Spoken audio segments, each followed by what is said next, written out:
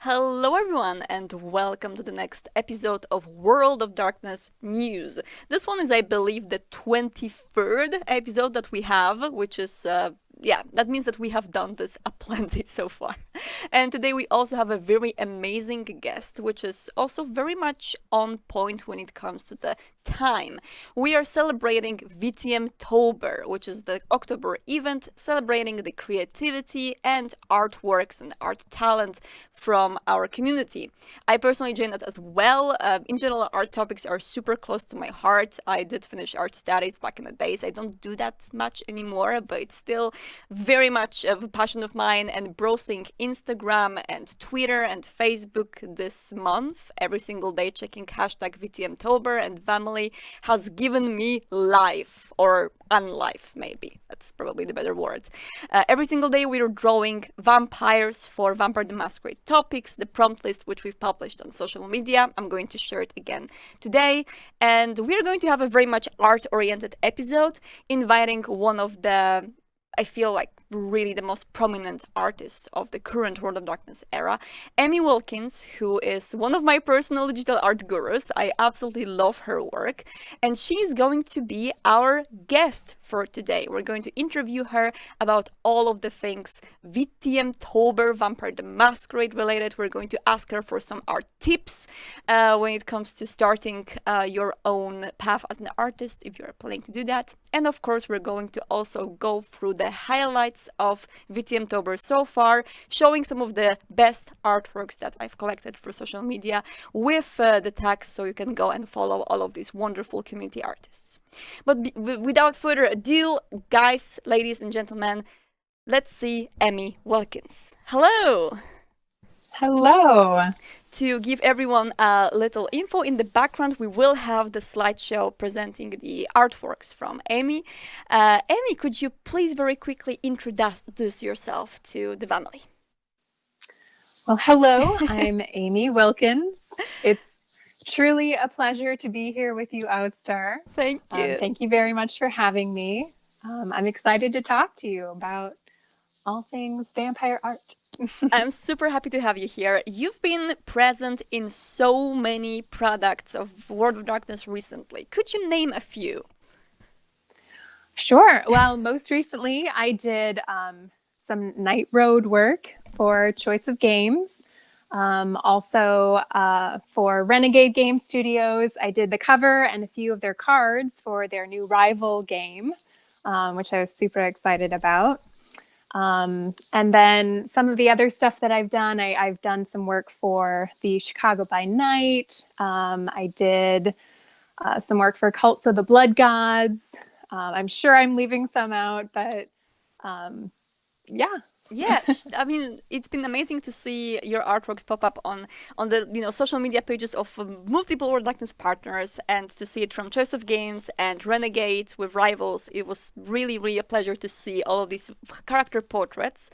So I want to ask you first, how did your adventure as an artist start? What was the very beginning? Well, I feel like a lot of artists can pinpoint like a moment, or like I've always been doing art, but I growing up, I did do a lot of drawing and stuff, but it wasn't really my main focus. I just had a lot of interests. So really it was maybe, I don't know, 8 or 9 years ago when I really started focusing on it in my free time. So it hasn't really been my whole life I came out of the womb with art supplies, but so really most of my adult life I've really been focused on it. I see. And to mimic that question, but now ask you about the World of Darkness as a whole, or maybe Vampire the Masquerade only. What was your beginning with that? Did you roleplay in the past, or what was your start?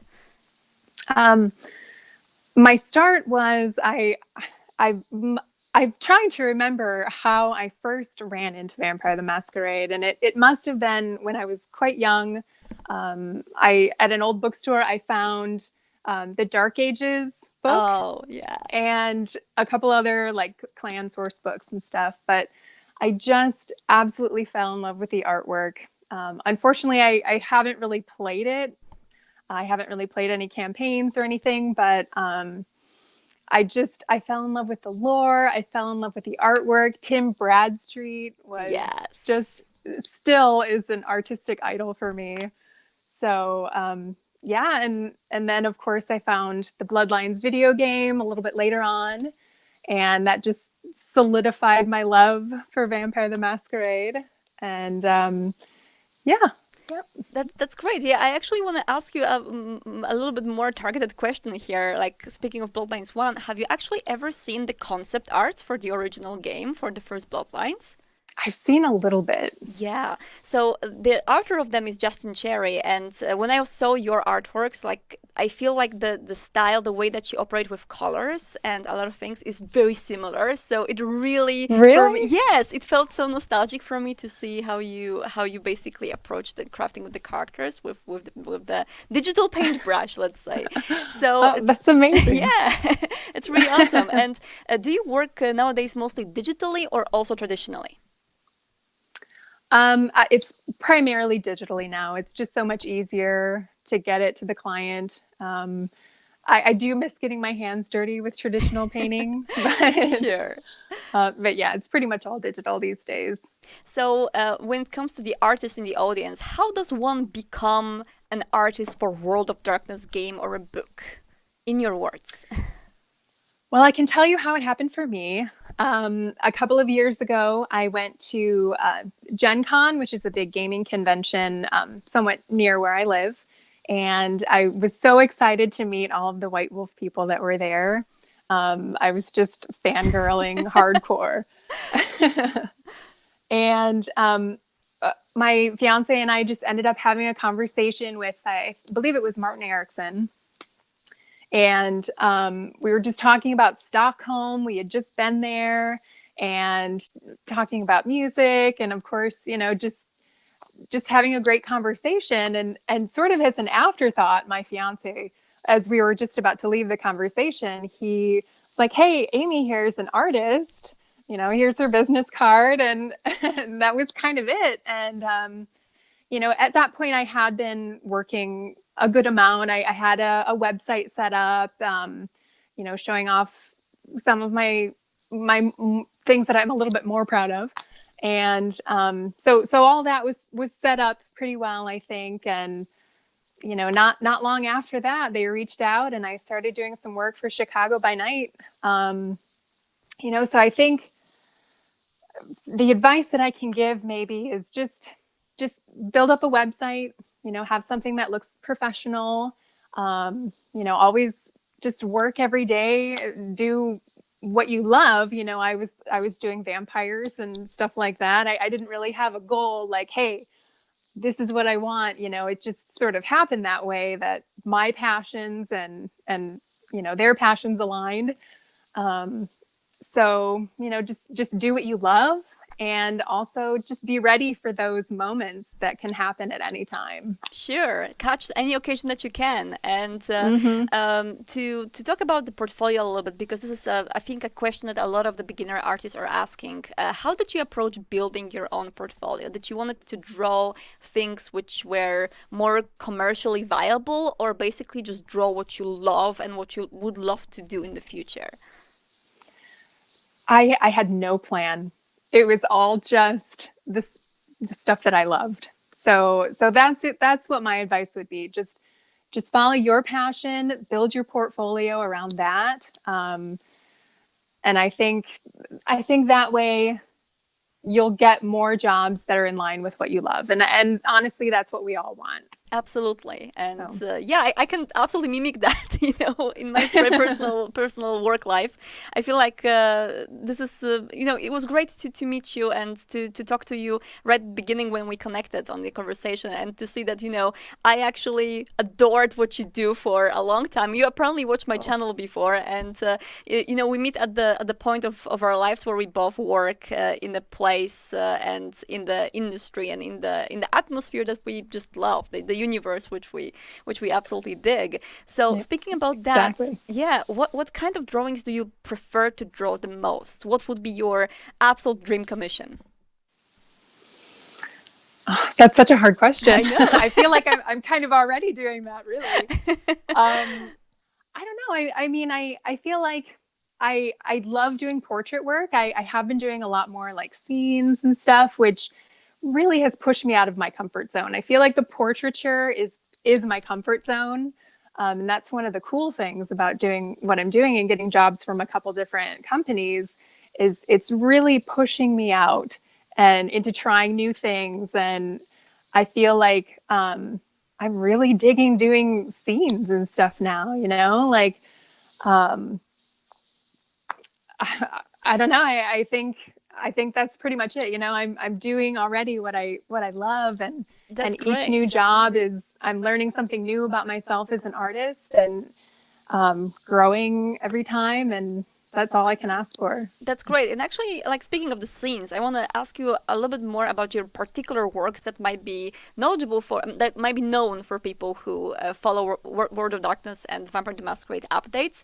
One of the recent works that you have done is the cover art, the main art for Parliament of Knives, which is one of the Choice of Games titles that is going to come out, I believe, next year. So Night Road is the very first game that is out from Choice of Games that you guys might have been able to play already, the one from Kyle Marquise. But next year we have Parliament of Knives releasing, which has the scene from yours that is basically a key artwork, and it's a little bit of a bigger artwork with a whole scene. And I was wondering, how did you approach that particular commission? Was there like a full brief that you received? How did that happen? Because it's a gorgeous artwork and I love it. Oh, thank you. So I did actually get a brief. It not super big or anything. It was pretty much just, you know, a few vampires in the background around a chair and, you know, this female vampire in the foreground. And that was kind of it. So, I don't know, it just sort of evolves over time. You know, I sent the sketches to the art director and, you know, we worked out a composition that worked the best and outfits that worked the best. So it's very collaborative in that way. And then the next point that I send it in to the art director is sort of when I have the colors established and you know, there's still a lot of finessing to do, but you know, it's pretty much there at Yeah. that point.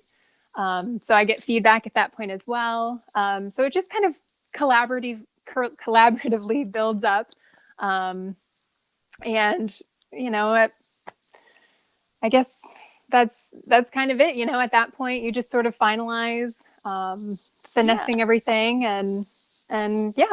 And that collaboration, I guess, must have been much more, ongoing when you were drawing the portraits for Night Road, because I feel like one of the recently, I feel, most popular works of yours are the portraits which you have done for the characters in Kyle Marquis' interactive novel. The novel, which is actually fully text-based, so thanks to Amy, we can actually see how the characters look like. And I've seen these characters being, shared for Tumblr and Twitter, and people are just saying, "Oh my God, look how handsome this Leto guy is." Oh, So, that's so cool. how did you approach drawing these characters, and did you actually play the game? I have not played the game, full transparency, That's but I fine. would love to. Um, yeah. So again, I get a brief for the characters, and you know, I once I read the brief, I kind of get like an image in my mind of how I want it to look. You know, and at that point, I might look through some Pinterest references or something, get some more ideas to sort of finalize it out, and then same process. You know, I do some sketches, send it to the art director, see what he thinks, and then you know it just develops from there. You know, he might have a couple ideas of things to throw in, and sometimes I have some ideas, and you know, he's like, oh, I didn't even think about that. That's cool. Let's do that. That's So great. yeah, Yeah, yeah. I'm sure, like, speaking of that, I'm just, of course, if you want to share your secrets, I'm assured that some of our community members who are dabbling in art themselves would love to know which tools you are using to create your wonderful artworks. So it's pretty simplistic. I just use Photoshop, and I have this small little tablet that I bought when I first started. Like Yeah. seriously, I've had this thing for maybe like 8 or 9 years Is that now. is that It's Wacom bamboo ridiculous. or something? Or It is. It's the bamboo. I actually Yep. did draw on bamboo for like 8 years, so I can absolutely Really? understand you. Yes, it was my best tablet that got me through my whole art studies. Like I didn't want to even upgrade to a better one because it was really I good. know. I And by the know. way, this stream is not sponsored by Wacom, but Nope. Nope. yeah, that's awesome. So you are Mhm. using Photoshop and Wacom, and I've heard that you are also using Pinterest for references, right? Would you Mhm. give some tips to the starting artists in the audience who, for example, want to participate in the VTM Tober about the usage of references? Because I know that there's like a lot of talk online about whether to use references all the time or not. What is your opinion about that? They're such a great resource, and honestly, we see faces every day, but when you sit down with a blank canvas, it's really hard. Like, where does the eye go? I can't remember. Like, Yeah.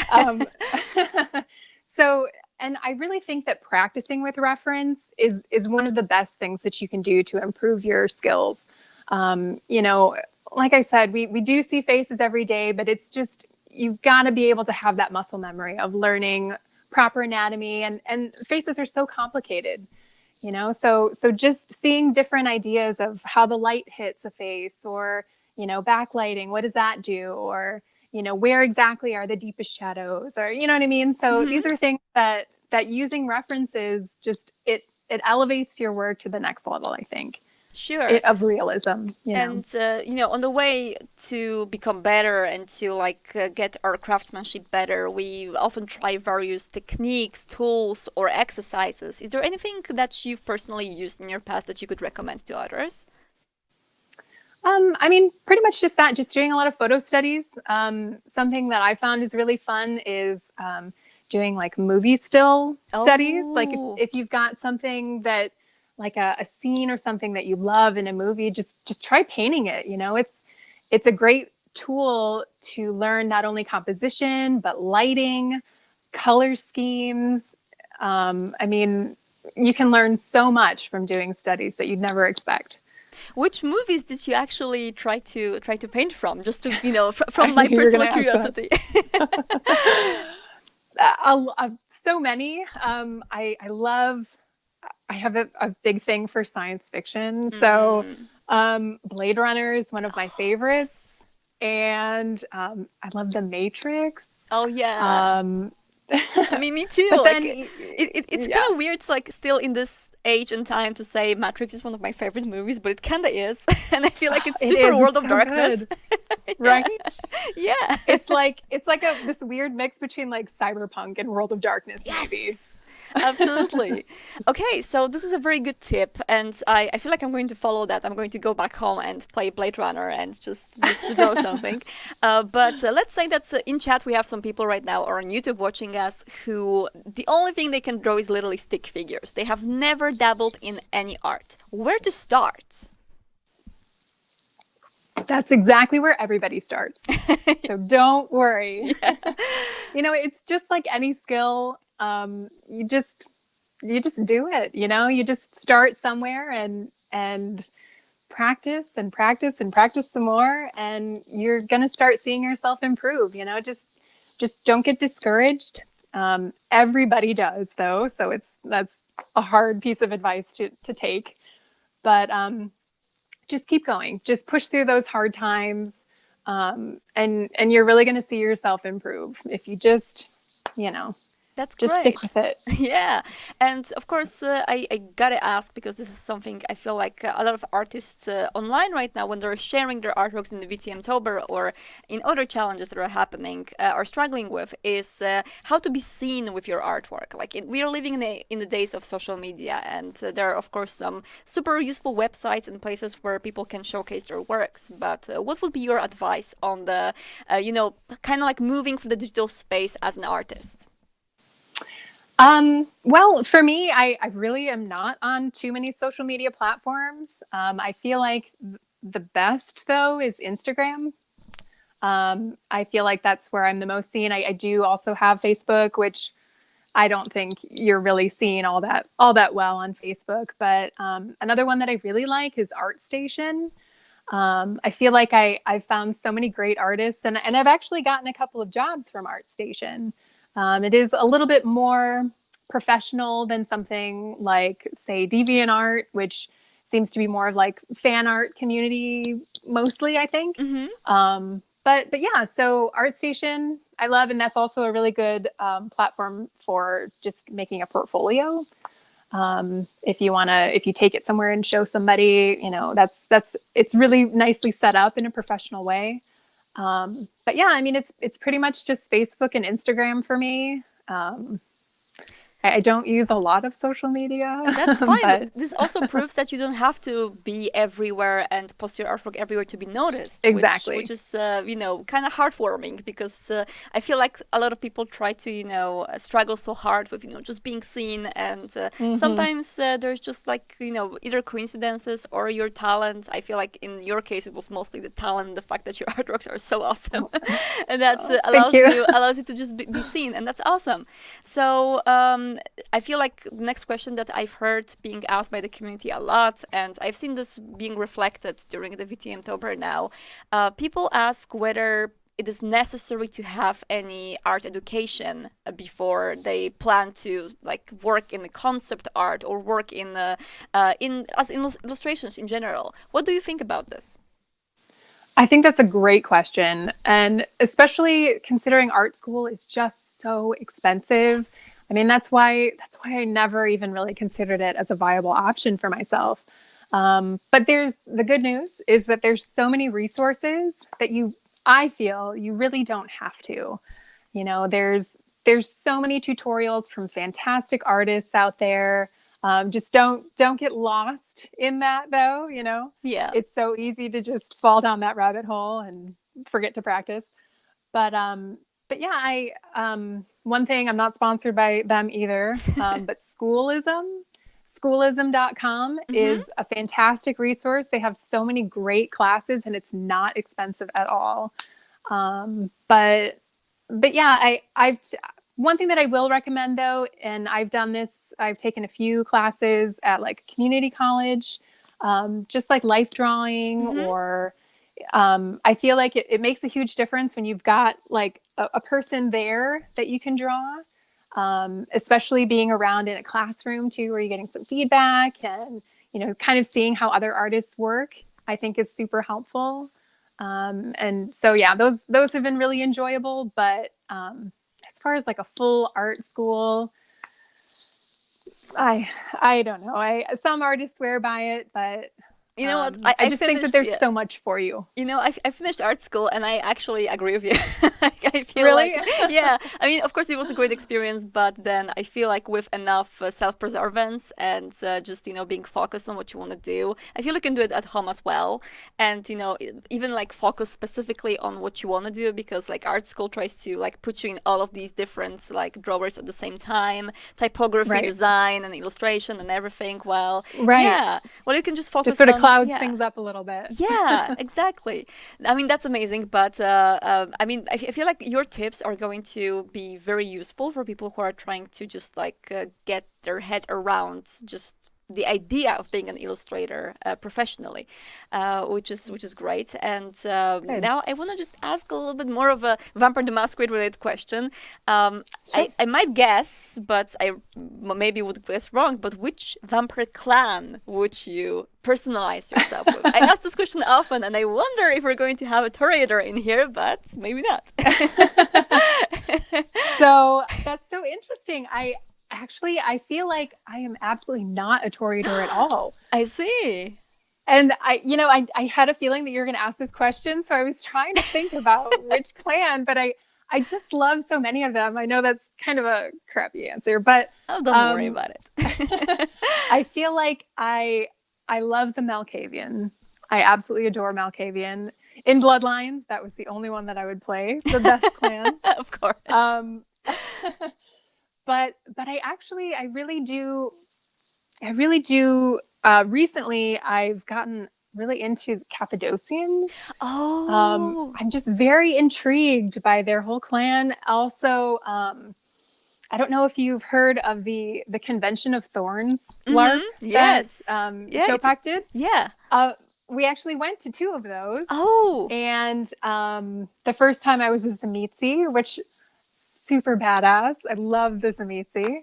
And then the second time we were actually Ravnos, which was such a wonderful experience. But yeah, so it's just so hard to pinpoint, but I think those are some of my absolute favorites. yeah, Convention of Thorns, that's in Poland, right? Like it's It right is. outside of my corner, but I've heard about it so many times and I've never attended one. And I'm only like Oh, it was waiting so for, cool. yeah, I'm waiting for the whole world situation to to fix Hmm. itself maybe one day so we Right. can have LARPs again.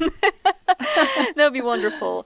But yeah, that's super interesting, and I love that answer. You know, like I feel like it's very that's why I ask you, because I feel like it's very easy to just like put people in like, you know, this person is an artist, they must be a curator, but Oh, sure, yeah, exactly. that's not always how it works. And also like a lot of curators in the like in role playing or in video games or in books are not artists per se. So that's also interesting. Hmm. Anything World of Darkness related that you are waiting for or that you're excited about? Oh, I think the elephant in the room, Bloodlines Of 2. course. I mean, So Malkavian excited. playthrough, of course. Exactly. Exactly. Not waiting for the second time around for the Malkavians and diving right in, I diving in the see. deep end. I mean, I can recommend that maybe. Yeah. Just shh. Oh, yeah, you've got the inside scoop. Shh. Okay, so yeah, I absolutely agree, and I'm very happy to to be able to see in the future more of your artworks in the more World of Darkness products. I really hope that they're going to appear in more books and in more games. And one last question that I actually forgot to ask before, but I'm really curious. Is there any difference for you in working on a board game or on a novel or interactive novel as you were working in the past? Is there a difference for an artist? Um, there's not. There's Hmm. not. I mean, really, the artist's role in that is very removed from the project itself. Absolutely. You just get the brief, you get the description of what they're looking for in the piece, and you go from there. So there's really no difference. Okay, I see. But anyway, guys, if you want to see Emmy's works, you can check out Choice of Games, Parliament of Knives, Night Road, Vampire the Masquerade Rivals, Chicago by Night, and also, Emmy, let me know when we can find you online. All right, I will. Thank you. Okay, Oh, where can we follow you? yes. So everything, all of my social medias are all Amy Wilkins Art. Hmm. So you can find me at Instagram, Facebook, and also ArtStation. That's awesome. Thank you so much for joining us today for World Darkness News. Thank you so much for sharing your expertise and your Oh, background as an artist. This is like thank you really so much for valuable. having me. Thank you, It and was such an honor to be on here with you. it was So, an honor to talk to you. Thank you for your wonderful artwork for World of Darkness products, and I hope to see you here again after more of your artworks is being released to the public. yay! Thank you Yeah. very much. Thank you so much, and goodbye. Goodbye. All right, guys, we're going to move forward to the next part of the show today, and that is going to be the highlights for VTM Tober and some of the artworks that you guys shared today. Today and in the past few days, of course, for hashtag VTM Tober. Amy Wilkins was joining us today to share some of her expertise for the artwork. But from what I've seen from the community, a lot of are you guys have it nailed down. Like there are so many wonderful artworks going on Instagram and on Twitter. If you want to find them, it's hashtag VTMtober, sometimes under hashtag VTMtober 2020 and hashtag family. I would like to roll the backgrounds. There we go. So we have some of the wonderful artworks here from people on Instagram. You can actually check out their profiles by writing instagram.com/the nickname. And these artworks were made for VTMtober prompts. I'm going to show them at the very end of the stream so you guys can check out what's been going on. So VTMtober is very much inspired by various art challenges happening around the internet every single October. I feel like the most popular one was Inktober, but there's also Drawtober. There's so many different challenges based on some specific themes. Some are just, Witchtobers, for example, just about witches. And I've decided that maybe it's going to be a great idea to start a Vampire the Masquerade oriented Drawtober, which is going to give you a prompt list for all 31 days. And these are the themes which people can draw for daily. And of course, there are no particular rules. Some Inktober's or Drawtober's have rules that you only have to draw in one single medium, or you have to draw with a specific timeline in mind. Here, there are no rules. You can skip some days. You can just draw once or twice per month if you wish to. You can be late if you want to. You can mix these days up. And of course, you can use all the possible mediums. There we go. That's the name. You can draw digitally. You can draw traditionally. I've seen some traditional paintings which were amazing. I've seen some people doing the artworks with the ink, and we started with the very first day. That I believe was one of the clan oriented. No, that was the your OC. So your original character is the very first prompt, and then we went through the clan oriented ones, through the Vampire the Masquerade terms like sire and child, Elysium, Haven. And people were posting their interpretations of the subject, which can be very loose, I've seen like when people were drawing Bruja, some of them drew Bruja characters, the others drew interpretations of the Bruja logo, some drew the scenes that were kind of Bruja in their atmosphere. So there are various multiple ways that you can actually interpret the themes and just draw something yourself. And I really encourage you to try it out, even if you don't feel like you have artistic skills, even if you are just starting. Like Amy said, references are absolutely awesome. And today I'm going to introduce you to some of the very useful assets and places that you can go to get some inspiration. First of all, if you go to worldofdarkness.com, you can actually check out one of the latest articles which I've put in there, which is about VTMtober, and it has the full prompt list plus descriptions of that. So if you don't remember what a particular clan is about, or what a particular term from Vampire the Masquerade means, like Golconda or Hecata, it's completely fine. You can check it out on the website there. I wrote a very quick descriptions for each of the prompts in there, so you can jump into the challenge very quickly. If you wish to get some inspirations when it comes to outfits for the clans, when it comes to general theme, check out Pinterest, which is the official account on Pinterest for World of Darkness. What we have in there are the clan boards and location boards. Clan boards have various inspirations, either fashion or just looks for different clans like Toriader, Ventru, La Sombra, Hecata. And we also have locations which display different locations from possible vampire havens to Elysiums. We've collected thousands and thousands of various pins that were, basically like checked by our whole brand team, by our wonderful art director Thomas Arford, who checked all of these boards to make sure that they are on point with Vampire the Masquerade V5. And I feel like we've created really huge boards of inspirations. That is pinterest.com/world_of_darkness if you want to check it out. And all of these wonderful artworks in the background again are found on Instagram, Twitter at #VTMtober. And whenever you post your own VTMtober artworks out there in the internet, please use this hashtag so other people can find you more easily. We are retweeting a lot of the artworks from other artists. We are posting them on Instagram stories to give you guys more visibility. And we just love these artworks. We are sending them over to our partners and just letting them know, hey guys, look at how many wonderful artists we have in the community. Maybe hire them for something. So I'm going to actually jump very quickly to the prompt list, which I have in the background in there from the slideshow. If my wonderful, there we go, my wonderful folks in the studio are helping me out with this. This is the prompt list that we have already started. Right now we are on day 8. This is Hecata.